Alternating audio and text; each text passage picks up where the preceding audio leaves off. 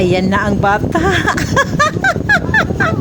Dahan-dahan nang lumabas ang bata. Hindi ko talaga namalayan yan mga marikoy-parikoy na lumabas yan. Kaya iniwan ko na talaga yung camera para ma-record siya.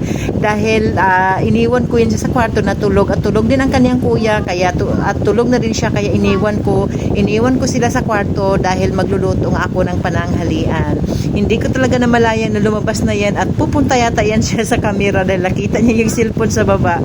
Pupuntahan niya siguro. Hindi ko naman napansin na lumabas yan mga mare dahil nagluluto nga ako sa kusina at wala siyang kaingay-ingay. Napakatahimik niyang lumabas. Tapos ganyan talaga, wala talaga siyang ka-sounds.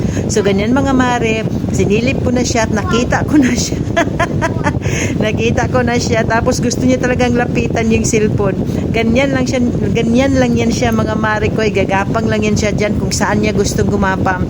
At siguro gusto niya pumunta sa kusina kasi nga nakita niya yung cellphone at nakikita niya, naririnig niya siguro na may maingay sa kusina, kaya siguro gusto niyang pumunta.